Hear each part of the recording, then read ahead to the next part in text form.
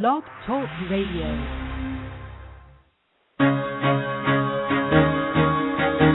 Carol the Coach. Sex, love, and relationships. We talk about it here. Carol the Coach. Compassion with contemporary relevance. I am a psychotherapist. I can be your personal life coach, and I can help you with your issues. There are no problems too small or too big. You can talk about anything. Speaker, columnist, radio TV host, and commentator.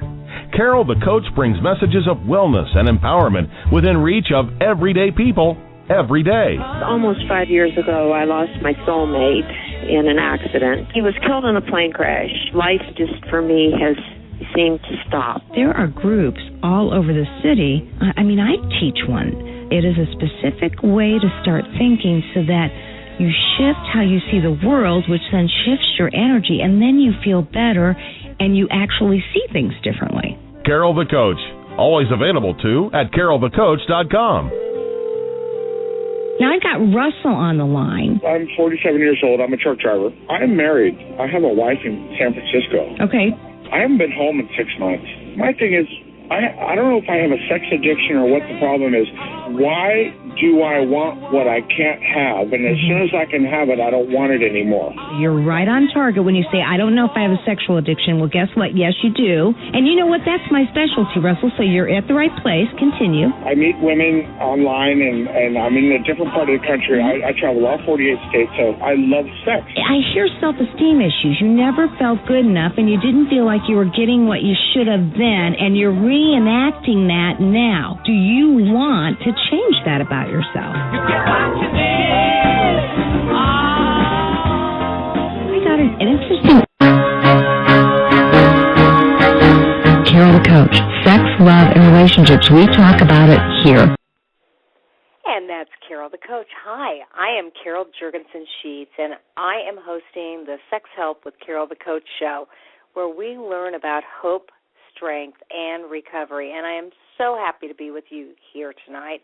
I mean, this gives me so much gratitude to be able to disseminate information that I think will be helpful and maybe to take that slant whereby you might have an issue and you're afraid to talk about it because you're afraid of somebody's judgment. You don't want to be called a freak.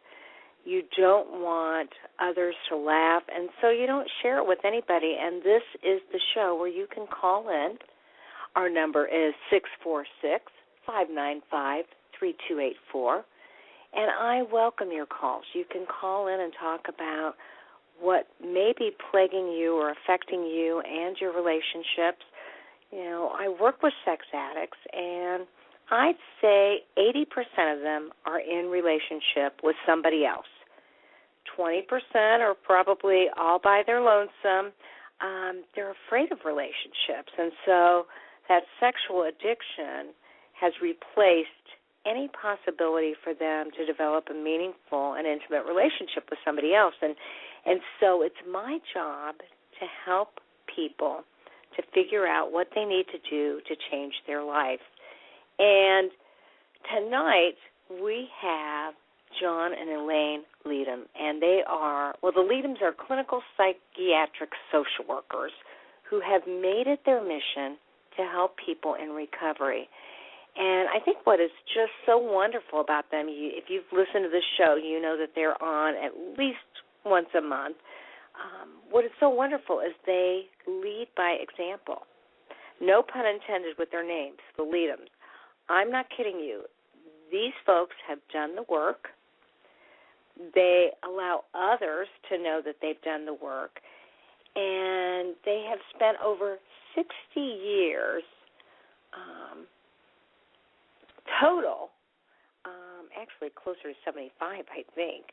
But they've spent that time with other couples, with other people, helping them to find recovery and serenity and peace. And, you know, tonight, John and Elaine are going to be talking about, they're going to be talking about something that I think is very prevalent in a sex addict's life. They are going to be talking about the fact that it is not our partners that are the problems. You know, they've learned that to simply regret past misbehavior does nothing to change one's life. And in fact, the lessons of recovery have taught them that if you don't really create the infrastructure you need to support your life, if you aren't really committed to making the changes that you need to make, you will fall again. And they found that this principle seems to hold true in all areas of life, including romantic relationships. So, if you end up repeatedly feeling like you're not getting your needs met, and you wonder why are you doing the same things over and over again in partnership, then they say, hey, the common denominator is you, and they're going to be talking about that. So many of you may know that they've written One in the Spirit, and that is a couples meditation guide to recovery.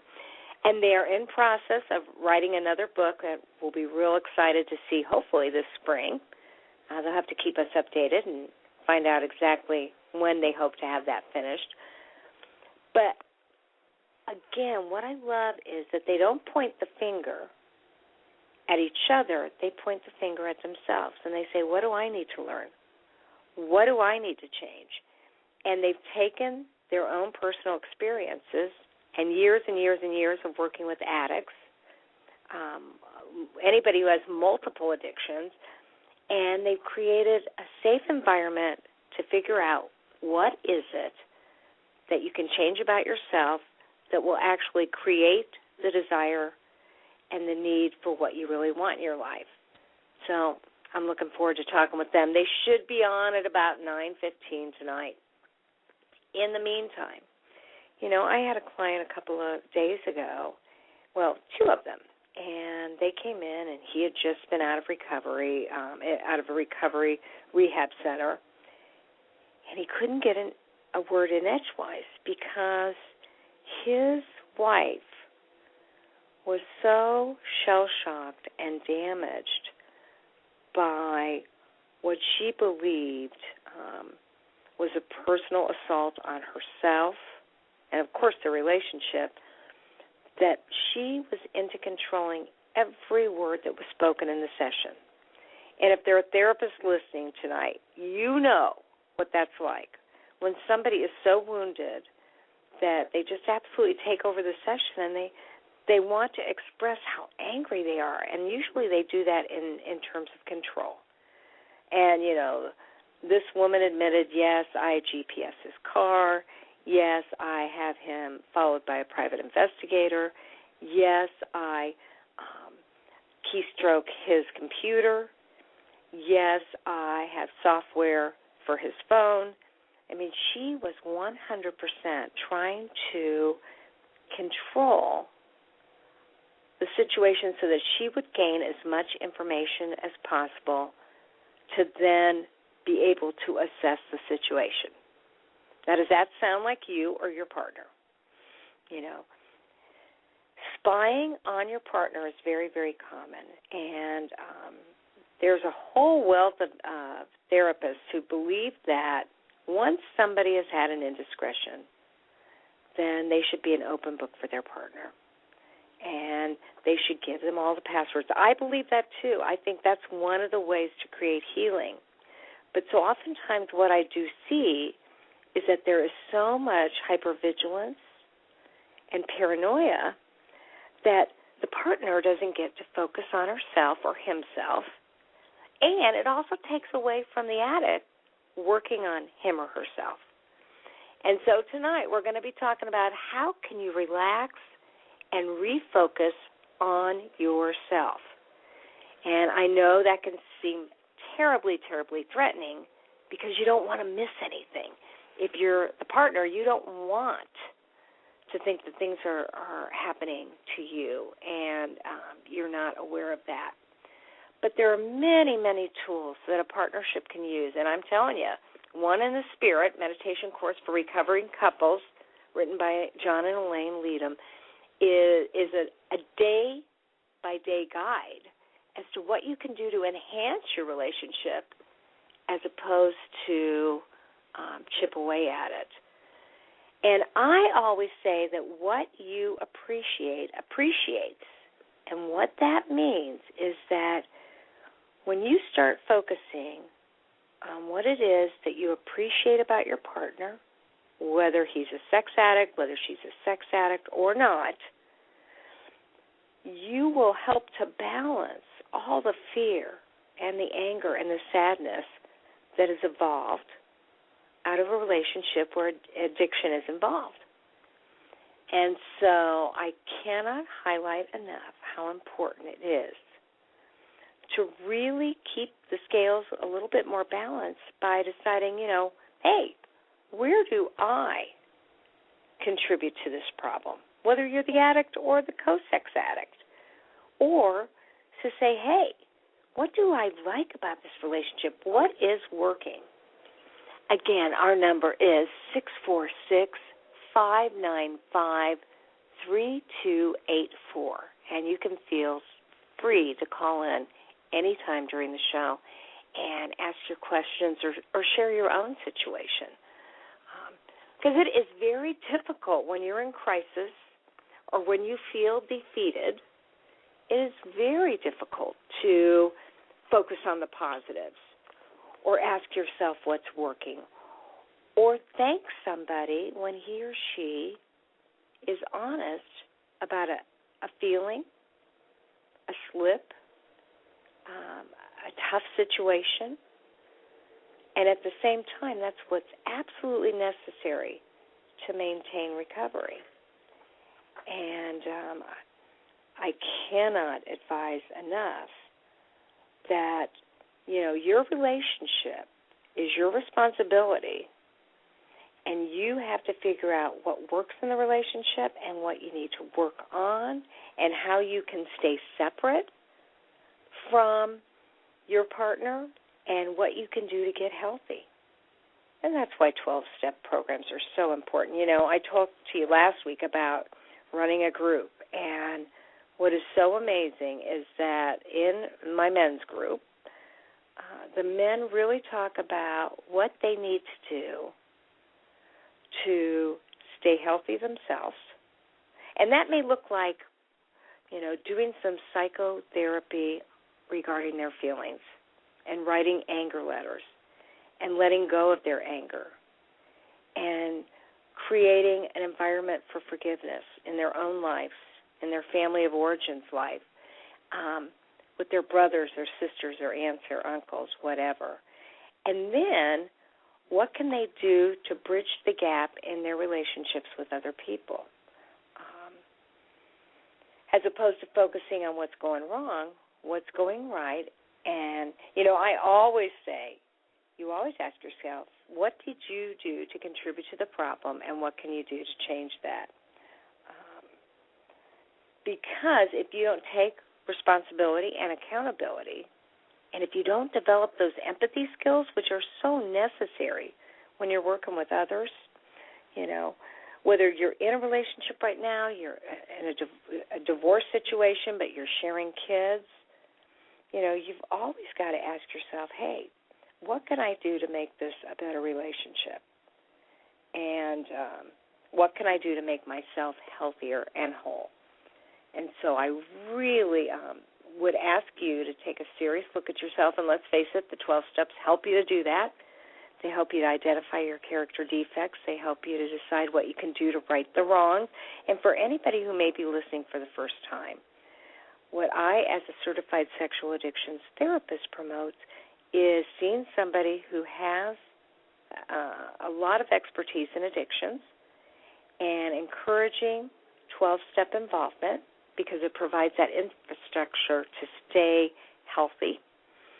And get yourself a sponsor, somebody that has a lot of recovery, that you like what they're doing, and then to do the work. Read the right books, spend time in situations with other healthy couples.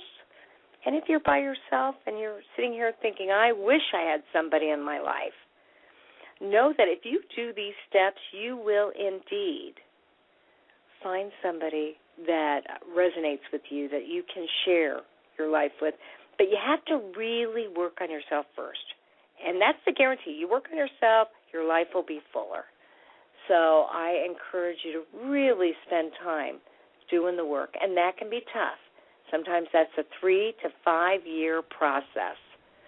So I want to welcome John and Elaine to the show. John and Elaine, are you on the line? Good evening. Hello, we're here. Yay. Well, how are you both doing?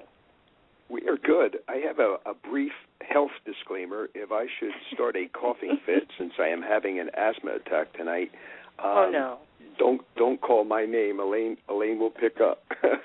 All right. You just put yourself on mute, and Elaine and I will just go on, and you just come back on when you're feeling better. I'm sorry to hear that. That's really tough. Well, it's okay. My spirit is in a good space. We both are, actually. Mm-hmm. Excellent. And tonight you're going to be talking about partners are not the problems. Is that correct? It is. Yeah, so John, say a little bit about what made you decide that this topic would really resonate with our listeners. Well, probably it begins as most of our work does with our own life experience. We went from one partner to the next, believing the adage of the 70s, and that was that we must have had a broken picker. That's why we were selecting the wrong mates. When the reality was there were changes that each of us, specifically me, I know, needed to make if I were going to be able to have a successful, healthy, sober romance. I kept thinking it was my partner that was the problem, and kept switching from one relationship to the next, not realizing that the problem was in part me, and I was merely switching seats on the Titanic, as it were. Mm-hmm. So and Elaine, were you finding that John was doing this, or did you see the same thing with you?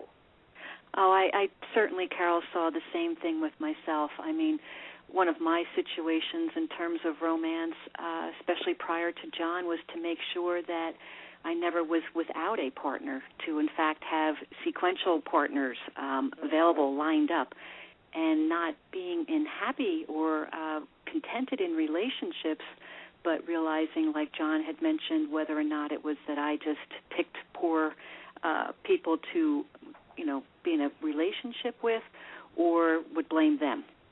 But certainly would have much of the experience that John was talking about. And then when I met John, I had a lot of things to criticize or to see in him that I thought was rather imperfect. Well, and there's that old standard adage that when we see something in someone else, it really does lie within us, too. So you're big believers in taking a look at yourselves and focusing on each one of you individually and not the other person. Correct. Well, yes. So, that's for sure. Yeah, and you actually are writing, certainly you've written One in the Spirit meditation course for recovering couples, but you're writing another book that's going to highlight some of these concepts. Yes, we are. In fact, we had a chance recently in a community in the Midwest, Oklahoma area, to present some of the preliminary work that we've done on awakening to your soulmate, a decision to be in love, and introduce to a group of about 20 or 30 couples the core concepts of being what we call in love, which is different than being in love, because it requires that couples really show up and participate in each other's recovery in a variety of ways. The book should be available for publication by the end of 2013. We are working aggressively on it, but they are works of love and take a long time. Okay, so it won't be out in the spring. We're going to probably have to wait till the end of next year. Probably. It may very well work out that way, Carol. Well, now tell me a little bit about, so many of our clients tend to have true regret and remorse, but that does not alone change people. So why do you think so many people feel like if they have that remorse and regret, that in itself will be enough? Well, I know for many people, including also myself, sometimes it started quite simply with just wishful thinking. I mean, a person will oftentimes say, I'm sorry, And sometimes it's just off the cuff. Sometimes it's very sincere. It's very genuine.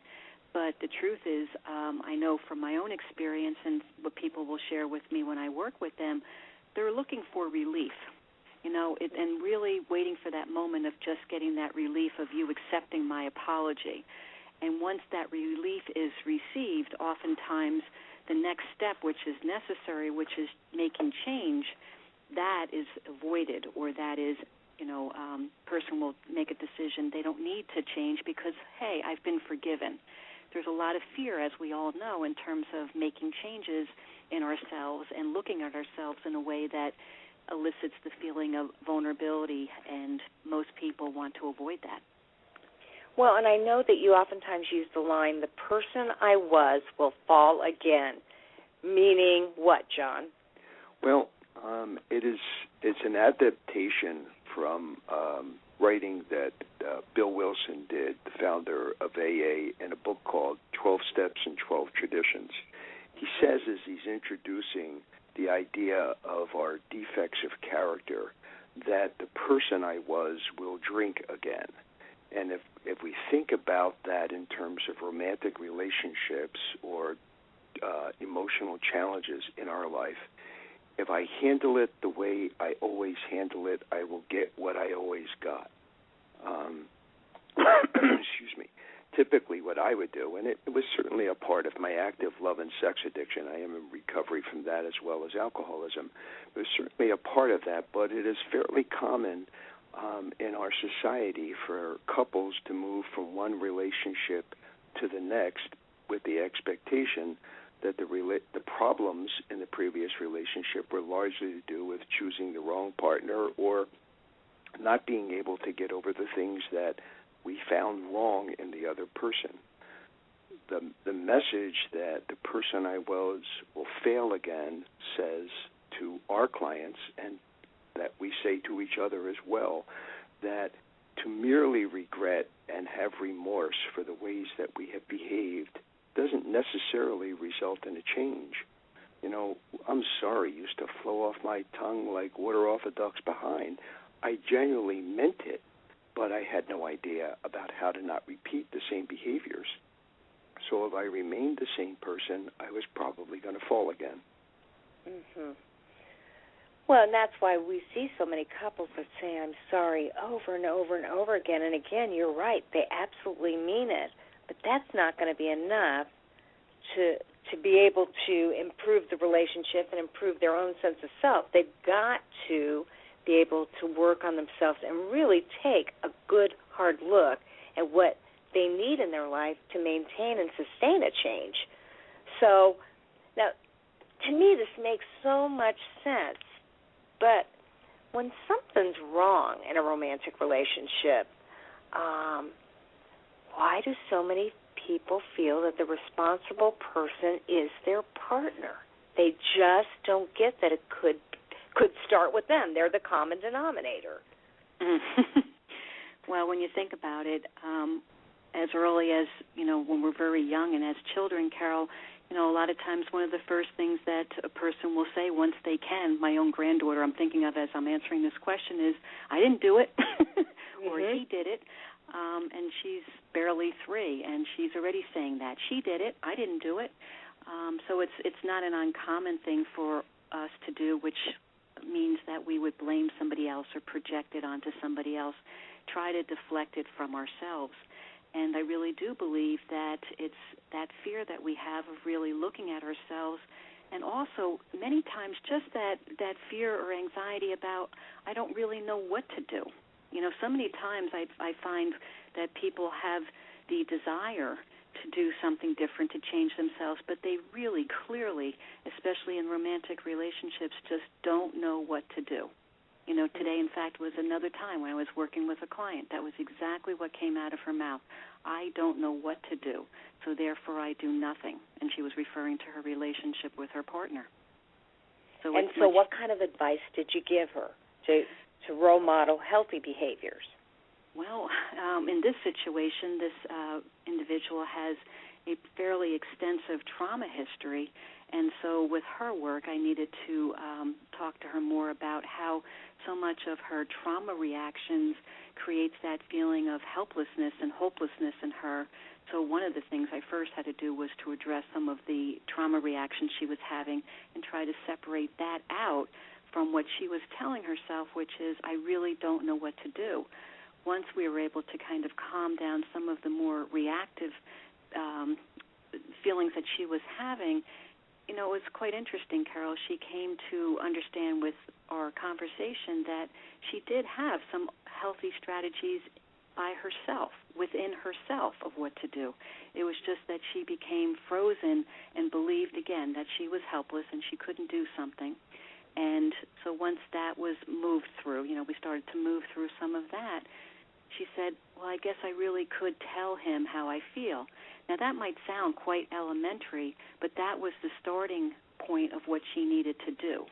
And then to move also through that, as many times as she keeps hearing herself, or telling herself, I should say, I don't know what to do, she's believing that, and she's becoming more immobilized rather than empowered. Right, I was just going to say that disempowers her. Yes, and it does. Obviously, if she shares her feelings, that's powerful. Right, exactly. But, also to listen to what we say to ourselves. How many times do we say things like that to ourselves and think that we get away with it, and we don't get away with it because that's actually what we believe. We start to really believe and then therefore act out, live by. Yeah, Wayne Dyer says that we have 60,000 thoughts a day, and most of them are negative and disempowering. Yes. And so that is one way we can be responsible and have adaptive coping mechanisms. So you and John are both working individually with clients, and then you do couples work. Is that correct? Yes, quite extensively. Mm-hmm. Yes, say a little bit more about that, John. Okay. Excuse me. Sure. We, out of our practice, both of our practices in Toms River and in East Brunswick, we have couples intensives available as well as couples retreats that we will either contract with a treatment facility to provide for them, or we will, in the case of our recent trip to Oklahoma, contract with a group of people within an area to bring the message of hope in sober romantic relationships. And so it is through that, obviously, doing the workshops together, that you can work with several couples. And I would assume they would learn from each other as much as learn from you. Yes, that's very much a part of the process, Carol. People that have participated in group therapy-like experiences will often share that everybody really becomes a student in that circle that you're working within, and everybody gains. So that does happen as well in our couples work that we do with the groups. We've been doing this for quite a while, and we really do enjoy being able to bring this process of empowerment and this process of a sober romance within the couples that we work with. Yeah, and Elaine, earlier you referenced fear and anxiety playing a role in how people relate to each other, or the disempowerment that can occur. And certainly whenever there's an addiction, you've got two people that are feeling fear. So it would make sense that fear plays a role in our wanting to hold the other partner responsible for the problems in the romantic relationship. It keeps us from having to work on ourselves, and maybe deep down inside, we don't think that we are capable of doing that. So what sort of strategies do you and John typically use to empower people to face their fear and to look at themselves? Well, our book that you referenced before, One in the Spirit, that book is really chock full of many, many strategies that we talk about pulling from the themes that we work off, the 52 themes in the book. But more specific to right now, one of the things that I remember, quite frankly, it was John that brought the idea into our relationship over 20-some years ago, was to have that sense of a higher power in our relationship. And when I use that term, I mean, it could be anything from goodness to wholeness to God to higher power, but anything, meaning that for me, when I have a discussion with John, whether it is something where I am angry with him or whether I'm just wanting to share myself, or no matter what the experience is that I'm trying to share with John, how awesome and how powerful it is when I'm willing to bring forth my best self, the way that I speak personally, because this is meaningful to me. I will say to have the God within me to be alive and present, really to the point that hopefully my desire is that John can actually see or experience that in me. But to realize that bringing my best self and drawing upon that power from wherever that person has it, to have that be the center of the relationship rather than it just be me or my will or I've got to get my way. And so that is one of the strategies that we will often talk to couples and be able to work with them around that, and for them to bring their own personal definition of what that level of goodness or wholeness or godlike behavior looks like and feels like for them. I know I was getting ready to say now for your own personal self, because I think clients really find it helpful to know what we recommend or what we do for ourselves. I mean, do you meditate and focus in on the godness inside of you, or do you actually have a vision where you experience breathing in God, knowing that God is inside you at all times? But what is it that you do that taps into your godlike quality? Well, I know for myself I use a lot of different types of strategies and a great deal of variety of tools. I enjoy using guided imagery. Mm-hmm. I enjoy using music. I enjoy a variety of authors that I read from that write spiritual fables to actual books on spirituality that touch me. I use nature a lot. I mean, there is nothing like taking a walk for me every day. We're so fortunate that we live by the water, and to walk out to a certain spot every day on the water and to just bring that feeling of wholeness and a higher power right into my soul. Daily journaling and prayer and meditation is absolutely a part of our daily practice. And what I've really been fortunate and what I have found is that what I used to be afraid of when I worked with clients is that I would maybe even come across as offensive by using the word God or higher power or spirituality, and thankfully I have found the opposite to be true, because really what I'm asking people to look at is what is your best self or the essence of your best self. And if they're stuck, Carol, and they can't find that person, or they say to me, I have no idea who that person is, usually if we go back into very early childhood and try to find a moment or moments in their lives where they really felt good in and of themselves, that's where we begin and start to build from there. Yeah, very true, Elaine. I was working with a couple today, in fact, Carol, that excuse me, in this case, the addict, had concealed from his spouse for some time challenges that he was experiencing in his recovery, that he was so afraid of his partner finding out about that he developed a denial process which to his partner looked like the same old, let's call him Ralph, was lying and misrepresenting and manipulating. And as we began to drill into the dynamics during that session, it was really Ralph's fear of becoming the person he used to be that he was keeping from his partner.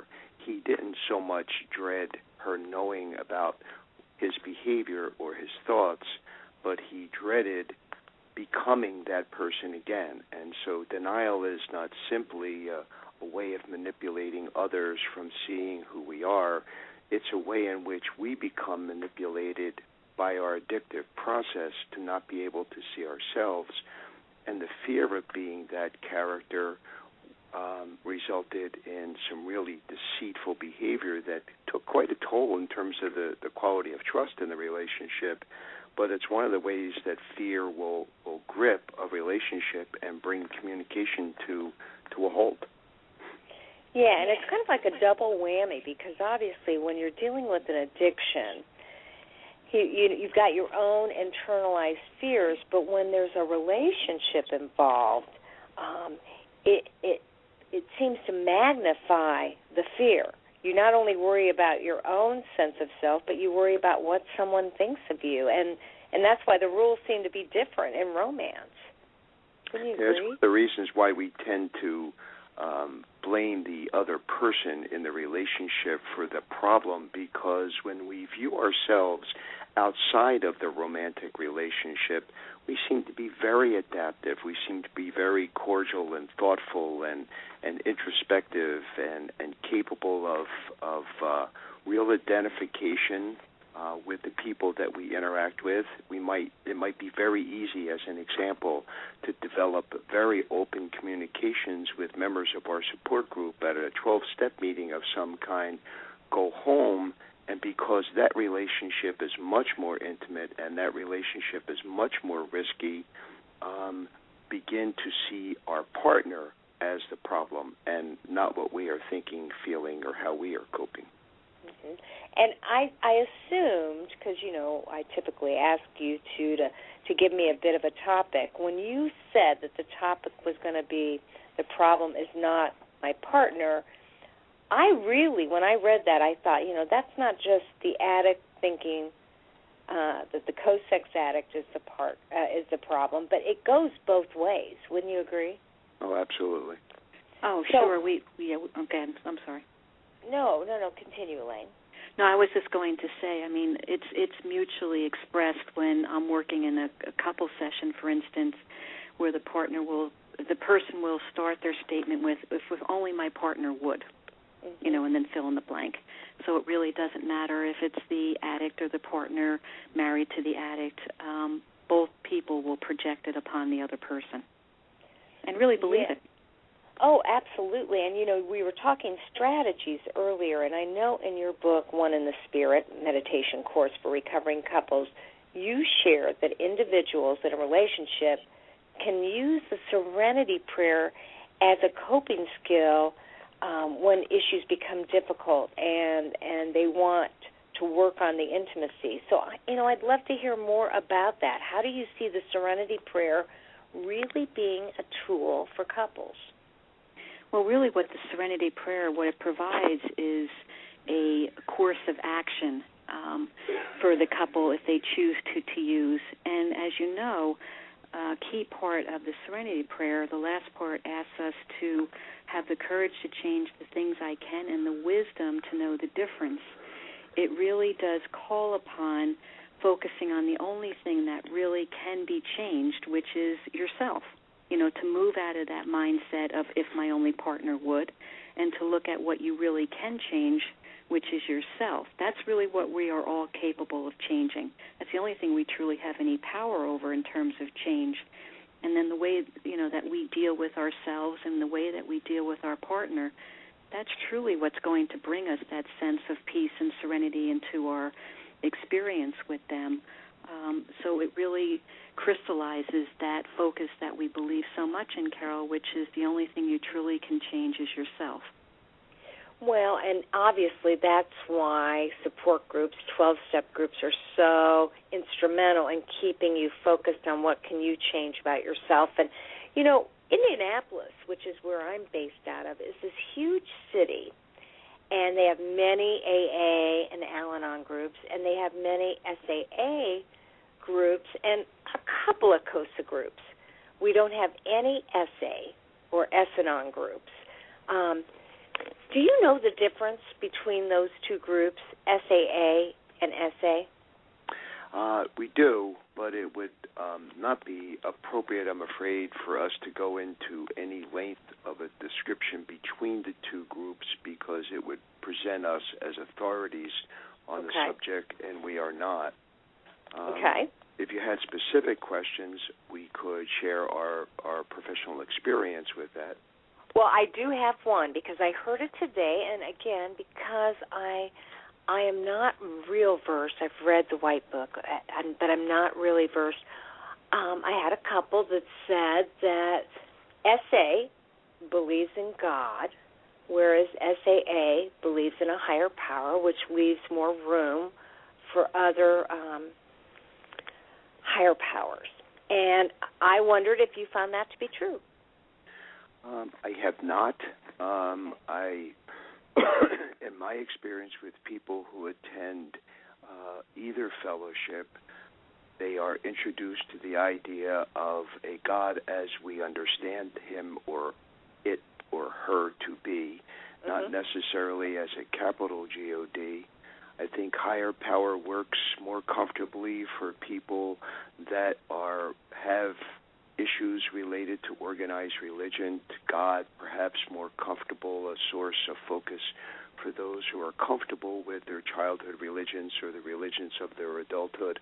I think the wisdom in referring to one's higher power as a God as we understand him was, I think, early AA's attempt to make it a program of inclusion as opposed to exclusion. And it would have been very easy to alienate folks who wanted to believe in a particular philosophy or theology.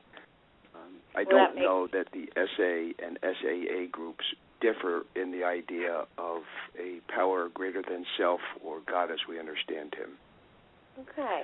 Well, when I heard that, I was not aware of that, and so I thought, I think that's something that I probably should know about. And you two are experts in 12-step philosophy. And as a matter of fact, even after I said that, I know that there is, obviously, we're not advertising 12-step groups, and certainly you don't want to be considered an expert because that is what that's why AA and SAA and SA have been so well endorsed, because they are all individually based, and it's what the person believes about that. So I appreciate the fact that you got that boundary.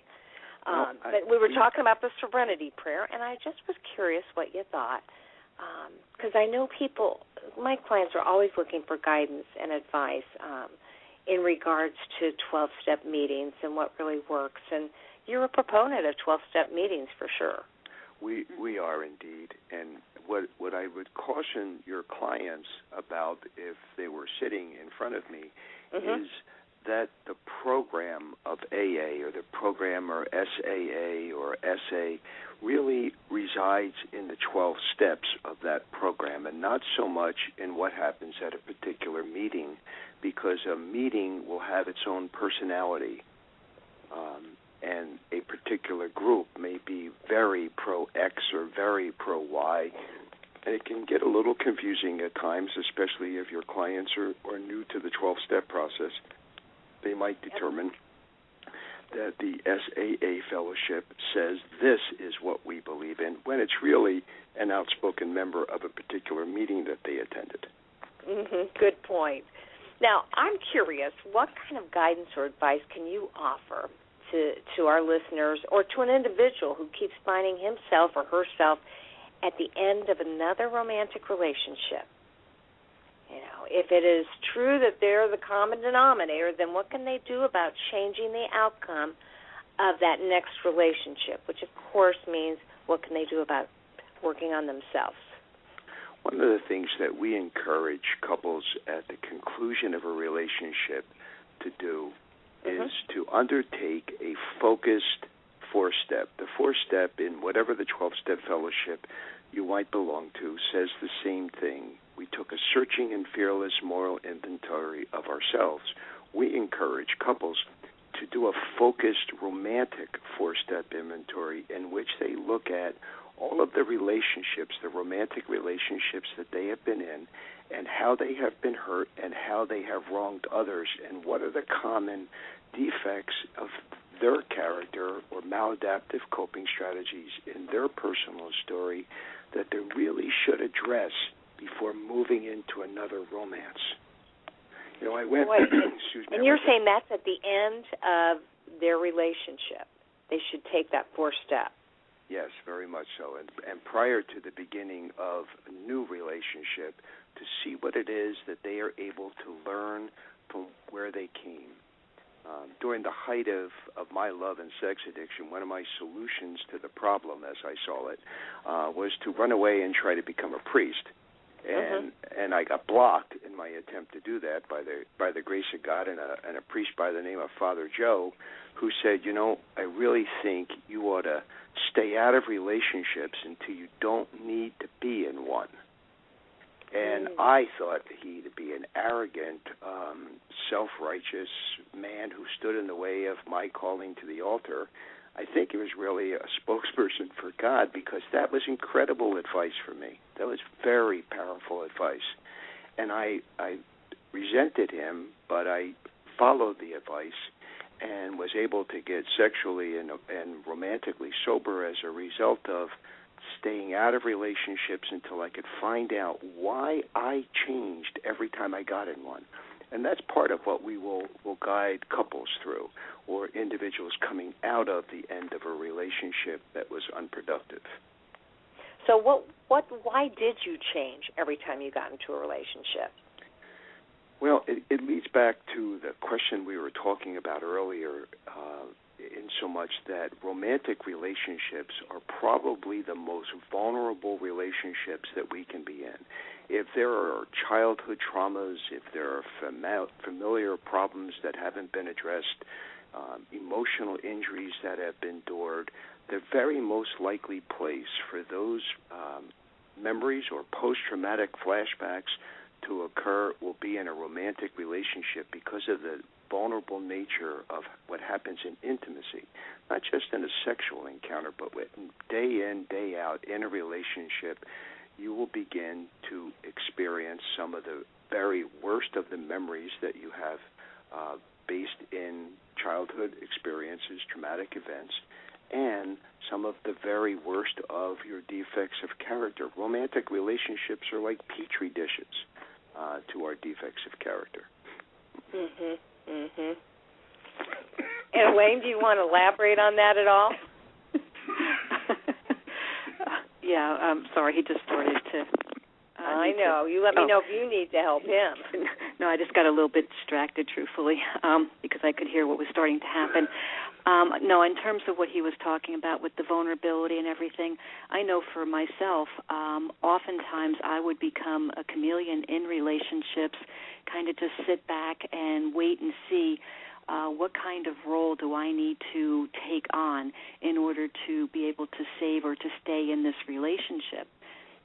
Oftentimes it was really driven from my fear of being rejected, and therefore I would settle for more of a superficial relationship and taking on, like I said, different parts or different roles, like the caretaker might be one example of that, rather than to be real and authentic, and then wonder why the relationship either felt unfulfilling to me or would fall apart, or there would be some kind of challenge or problem to it that would eventually drive me away. Well, that makes sense, and that chameleon attitude or thinking is very codependent. I mean, it just definitely is hardwired to want to please somebody else, and it sounds like you were afraid of conflict. Afraid of conflict, but afraid of conflict, afraid of rejection, anything. So to avoid conflict, I would just, like I said, take on a different role, or I would not communicate my feelings, for instance. And then what happens usually is that the emotions would build up so much to a boiling point, and then the way that I would eventually express it would be inappropriate, oftentimes hurtful, and out of context even sometimes, and cause either greater harm because I was more focused on trying to avoid conflict and avoid being rejected and hiding my feelings rather than deciding that I wanted to have a real relationship with somebody. One of the things that we find often, Carol, and again, is something that I experienced myself until I decided to change, is that I spent more time wishing for the type of relationship I wanted than working for the type of relationship I wanted. I would put, or other people will share, they'll put more time into their jobs or into their role as parents or whatever than they will into their romantic relationship. And everything we know about romantic relationships, building upon what John was saying earlier about the fact that, it's the most intense and it has the greatest threat in terms of feeling vulnerable, is that it's a lot of work. And it requires a lot of work. And so we don't build our day around all the other stuff we have to do, and then as a sidebar look at our relationship, it's the other way around. And that's a whole different mindset for people to decide that they want to undertake, that my relationship is a primary rather than all the other things in my day. Well, and I almost think that because our partners can feel like an extension of us, more oftentimes than not only are they not giving the relationship the time that they need, but they're also not giving themselves the time they need to read and to study and to reflect and assert and become aware. And it's a whole ball of wax that does nothing but spiral out of control. So I would agree 100% that, it makes sense that if you've got somebody who is unhappy with their relationship, they have to put the work into it, and they've got to make the time. They've got to give it the attention. Yeah, that's very true. I mean, I'm sure you wouldn't be surprised at all, Carol, basically you do the similar type of work that we do, but, we'll have couples come in that will be in great disrepair, their relationship, and to get them to agree upon being able to devote 15, at maximum 30 minutes a day simply to, their relationship, it almost becomes unbearable to them to be able to find that time and actually to make a commitment to do that. And this is beyond that what we all know about everybody being afraid of doing this. This is just logistics because their days have become so jam-packed, and it really highlights the truth, which is the relationship was kind of just rolling along, and they were settling for that, and they can't really even find 15 minutes that they can agree upon that they can spend together, alone, uninterrupted. And I, for one, would not give up the 45 minutes to an hour that Elaine and I spend every single morning reading spiritual material, journaling, sharing our journal entries with each other, and being available to give each other feedback. No one is going to know me as well as my partner or know that I'm in trouble sooner than my partner will. And those daily investments are invaluable. And so you actually have the time commitment of 45 minutes to an hour each day for self-reflection with your partner and then sharing that as needed. And we get up at 5 o'clock in the morning to do that. It's true, and it's what it takes from what you were sharing, Carol, which is there really is a need to have some time to yourself and to be able to be reflective and meditative in your own way. So part of that is with our own individual work, journaling and reading. And the other part is with the sharing of that and the share of, we choose also to bring prayer into that, but the sharing of our journaling that we wrote, as well as giving each other support and feedback if that's necessary at the time. So I was going to ask you, what were some important strategies that you think can actually increase the coupleship, and that is definitely one of them, to find the time. And Elaine, you said 15 minutes minimum, and John, you said you would never give up your 45 minutes to an hour with Elaine for the sake of yourself and your relationship. Can you think of any other strategies that would help couples to get in alignment with each other? Well, it may seem like an odd couple strategy, but we practice and we encourage the couples that we work with to practice sharing their experience, strength, and hope with other couples. If you have a recovering couple that you see in the rooms as struggling or floundering to some degree, or that not having the joy in their relationship that they might individually demonstrate in their respective recoveries, reaching out to that couple, trying to carry the message of the promises and how they are being fulfilled in your lives together will give in return back to you so many times. We learned in early recovery, many of us, that the best insurance against the next drink or the next acting out behavior was service to others. That's true for recovering couples as well. Have dinner parties, have rotating meetings at your house, do a cover dish, bring recovery to other couples, bring recovery to other family members, demonstrate your coupleship in more familiar gatherings, Thanksgiving Day, birthday parties, those kinds of things. Don't pair off and go watch the football game, or for the gals to go in the other room and talk about the things that interest the females, and stay together as a couple during those family relationships. That will enhance the quality of your union. We invite each other to give the other person input on a regular basis. Elaine has absolute say over whether or not I am doing enough for my recovery. I have absolute say as to whether or not she is doing enough. We don't necessarily have a dictate on what has to be done, but both of us are able to say to the other, you're really not doing enough given the challenges that are going on in your life right now. First reaction is typically one of resentment or to become defensive. But if Elaine says it's time for you to go to a meeting, I'm going to a meeting. I'll worry about defending myself later. Mm-hmm.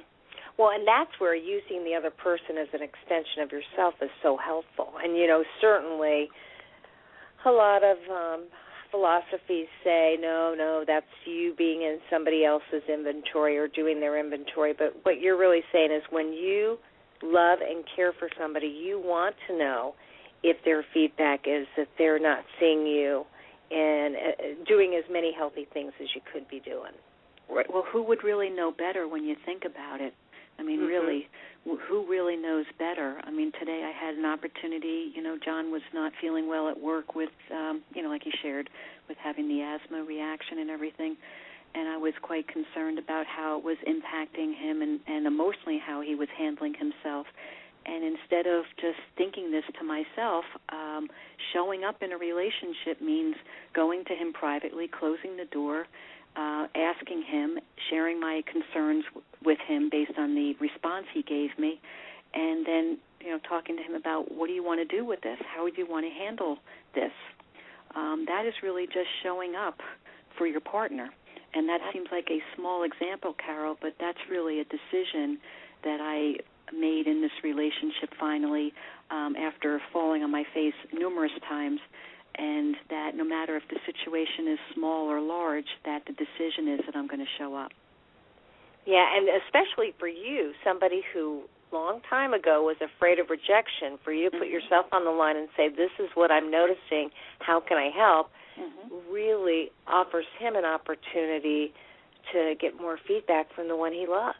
Right. It's amazing how much resistance I brought to this process for so long, thinking that was an unsafe place to put myself, and how the exact opposite really has been realized by me, which is it's a very safe place to be because it's a mutual acceptance of accountability that we have decided to take on in this relationship. So I can really count on John to do the same for me.